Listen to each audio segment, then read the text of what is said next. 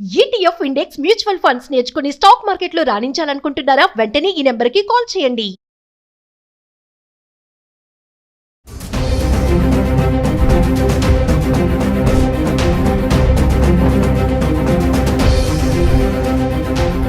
నమస్తే, welcome back to Suman TV. ప్రస్తుతం మనతో పాటు ఉన్నారు consumers affairs committee chairman Mandari Krishna Reddy గారు. నమస్తే సార్. నమస్తే అమ్మా. సార్, బంగారం ధరలు చూసుకుంటే లక్షలో నడుస్తుంది ఇప్పుడు. మరి Iran Israel war effect, Trump impact, మరి రానున్న 2 నెలల్లో తగ్గుతుంది బంగారం ధర అంటున్నారు. మీరు ప్రతి వీడియో చెప్తున్నారు బంగారం ధర అనేది మనం ఎవరు నిర్ణయించలేమని చెప్పేసి. మరి చూసుకుంటే ఇంపాక్ట్ల వల్ల వచ్చే 2 నెలల్లో తగ్గొచ్చు అనే ఛాన్స్ ఉంది అంటున్నారు. మరి ఏం చెప్తారు సార్? ఒకటి, ట్రంప్ తీసుకున్నటువంటి సుంకాల ప్రభావం కొంత దేని మీద పడిందని చెప్పక తప్పదు. China and America trade war లోపల కొంత దెబ్బతిన్న పరిస్థితి మాత్రం వాస్తవమైన విషయం. దానికి తోడుగా యుద్ధాలు, ఇప్పుడు ఇజ్రాయెల్కి ఇరాన్కు మధ్యలో జరిగిన యుద్ధం అది అమెరికా యుద్ధంగా మారింది. 2 రోజుల నుంచి అమెరికన్ యుద్ధ విమానాలు కూడా ఇరాన్ మీద దాడి చేయడం, అక్కడ ఉన్నటువంటి ఎక్కడైతే వీళ్ళు న్యూక్లియర్ సంబంధించినటువంటి బాంబులు తయారు చేసేటువంటి ఏరియాస్ మీద అవి బాంబర్స్ను ప్రయోగించడం, తద్వారా వాటిని నాశనం చేయడానికి ప్రయత్నం చేయడం.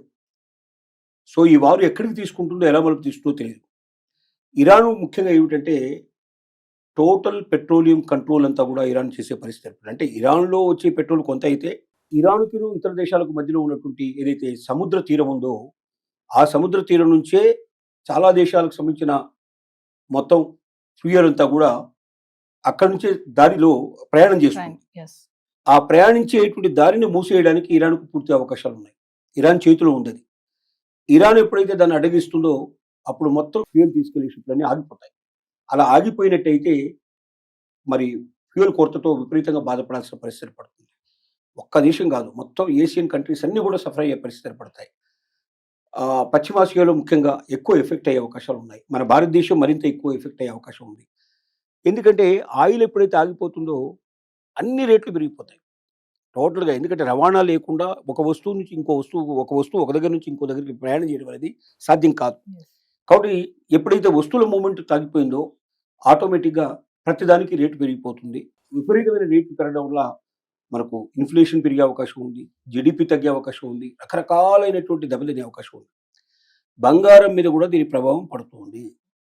వాస్తవంగా ఇప్పటి నుంచి మొదలు పెడితే 2 మాసాల లోపల గణనీయంగా తగ్గే అవకాశం ఉంది అనేది మొత్తం దీనిలో విశ్లేషకుల యొక్క ముఖ్యమైన ఆలోచన.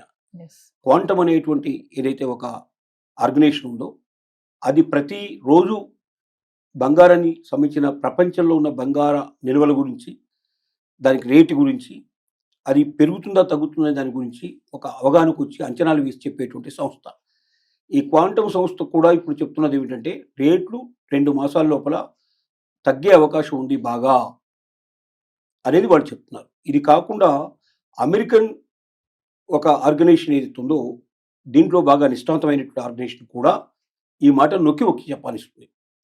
మనకు కనబడుతుంది కూడా ఇరాన్ యుద్ధం ఎక్కడి దాకా వెళుతుందో తెలియదు. ఎందుకంటే చిన్న చిన్న దేశాలు కూడా, మనకు యుక్రెయిన్ తీసుకున్నట్టయితే రష్యా ముందర యుక్రెయిన్ చాలా చిన్న దేశం, వాళ్ళకున్న సమర్థత చాలా తక్కువ. రష్యా ప్రపంచంతో పోటీ పడగలిగేటువంటి ఒక ప్రపంచంలో ఉన్న దేశాల్లో చూస్తే అమెరికా తర్వాత రష్యా అనేది మొదటి నుంచి మనం చెప్పుకుంటున్నట్టు మాట. అంటే అటు బాంబింగ్లో కానీ, యుద్ధ విమానాల్లో కానీ, వాళ్ళ కెపాసిటీ, ఆర్థిక కెపాసిటీ కానీ అన్ని రకాలు కూడా రష్యా చాలా గొప్ప దేశం. అంతటి గొప్ప దేశాన్ని ఒక చిన్న దేశం ఇప్పటికి దాదాపుగా మనకు నెలల తరబడి యుద్ధం జరుగుతోంది. ఇప్పటిదాకా ఏమీ తేలలేదు. ఇంకెంతకాలం పడుతుందో కూడా తెలియని పరిస్థితి పడుతుంది. అంటే చిన్న దేశమే కదా, వెంటనే అయిపోతుంది యుద్ధం అనుకునే పరిస్థితి వాళ్ళు లేదు. ఆ చిన్న దేశాన్ని సపోర్ట్ ఇవ్వడానికి అనేక దేశాలు చుట్టూ రెడీగా ఉంటాయి. ప్రపంచంలో ఏ దేశం ఎప్పుడు దేనికి సపోర్ట్ చేస్తుందో మనకు తెలియదు. ఇతర దేశాల సపోర్ట్ తోటి అవసరమైతే ఆ యుద్ధాన్ని ఎన్ని సంవత్సరాలైనా కొనసాగించగలిగే పరిస్థితి పడుతుంది.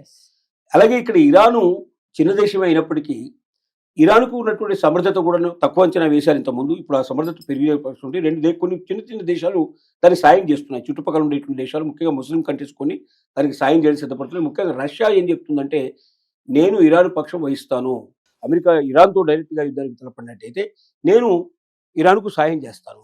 అని చెప్తోంది. ఒకవేళ రష్యా ఇరాన్కు సాయం చేయడం మొదలుపెట్టిందంటే ఆ యుద్ధం ఎంతకాలం పోతుందో తెలియదు. ఒకవేళ ఆ యుద్ధం కంటిన్యూ అయినట్టయితే మాత్రం బంగారం రేటు కాదు, మొత్తం అన్ని రేట్లు బాగా మిగతా రేట్లు పెరుగుతాయి, బంగారం రేటు తగ్గుతుంది. ఎందుకంటే దీనికి కారణం ఏమిటంటే బంగారాన్ని కొనేటువంటి వాళ్ళ సంఖ్య ఇప్పుడు ₹1,00,000 చేరువగా బంగారం అయినప్పుడు మొత్తం కొనుగోలు సంఖ్య తగ్గింది అనేది కూడా ఒక వాస్తవం తెలియజేస్తుంది.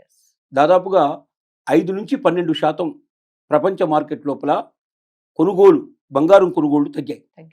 అంటే రేట్ ఎప్పుడైతే పెరుగుతుందో కొనేవాళ్ళ సంఖ్య తగ్గుతుంది. కొనేవాళ్ళ సంఖ్య ఎప్పుడైతే తగ్గుతుందో రేట్ ఆటోమేటిక్గా డౌన్ కావాల్సిన పరిస్థితి ఏర్పడుతుంది. ఇది ఒకదానికొకటి ఉండేటువంటి లింకు. ఈ లింకు లోపల కూడా ఆలోచించినట్టయితే బంగారం రేటు భవిష్యత్తు లోపల తప్పనిసరిగా తగ్గుతుంది అని చెప్పడానికి అనేక కారణాలు మనకు కనబడుతున్నాయి.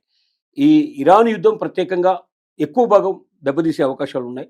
ఒకవేళ ఇరాను సంధికి వచ్చి అమెరికా చెప్పిన విధంగా ఒకవేళ వాళ్ళ దేశం లోపల ఏవైతే వాళ్ళు అణుబాంబులు తయారు చేస్తున్నారో వాటిని బాహాటంగా ప్రకటించి దాన్ని ఇన్స్పెక్ట్ చేయడానికి అమెరికాకు అవకాశం ఇచ్చి అమెరికాతో స్నేహం పాటించే పరిస్థితి ఏర్పడితే, ఇవన్నీ ఒకవేళ అలాంటి పరిస్థితి ఏర్పడితే కొంచెం మార్పులు ఏమైనా వచ్చి బంగారం లోపల రేట్లు తగ్గకుండా కొంచెం కాన్స్టెంట్గా ఉండే అవకాశాలు ఉండొచ్చేమో. కానీ బట్ లేకపోతే మాత్రం తప్పనిసరిగా బంగారం రేట్లు గణనీయంగా తగ్గే అవకాశం ఉంది. దాంట్లో ముఖ్యంగా మనకు ఈ 2 నెలల్లో మళ్ళీ దాదాపుగా వెనక్కి కొంత భాగం తీసే అవకాశం ఉంది. అది ఎంత అనేది ఖచ్చితంగా మనం చెప్పలేకపోయినప్పటికీ ఎక్కువ శాతం తగ్గే అవకాశాలు మాత్రం భారీగా కనపడుతున్నాయి ఇప్పుడున్నటువంటి పరిస్థితుల్లో. అంటే సార్, ఇన్వెస్ట్మెంట్ చేయాలనుకునే వాళ్ళే కానీ మరి పెద్ద ఎత్తున బంగారం కొనాలనుకునే వాళ్ళు ఇప్పుడు లక్షల్లో ఉంది కాబట్టి కొంచెం ఆగుతున్నారు. అంటే మీరు అన్నట్టుగా 2 నెలల్లో తగ్గుతుంది ఈ వార్ ఇంపాక్ట్ కానీ, ట్రంప్ కానీ, చైనా అది ఇదంతా అంటున్నారు కదా, అంటే ఆగొచ్చు అంటారా బంగారం కొనాలనుకునే వాళ్ళు పెద్ద మొత్తంలో? ఇప్పుడున్న పరిస్థితులు మాత్రం మనం ఆలోచించినట్టయితే కొంచెం ఒక వారం 15 రోజులు వెయిట్ చూసి తగ్గుముఖం పట్టిందనుకోండి, దాన్ని బట్టి తగ్గుతున్నట్టయితే ఆ తగ్గేది ఎంతవరకు పోతుందో మనకు కొంతవరకు అవగాహన ఉంటుంది. అప్పుడు దాన్ని బట్టి కొనుక్కోవడం మంచిది. కానీ ఇప్పుడున్న పరిస్థితుల్లో బంగారం కొనకుండా ఉండడమే మంచిదని మనం సలహా ఇవ్వగలుగుతాం. Thank you sir.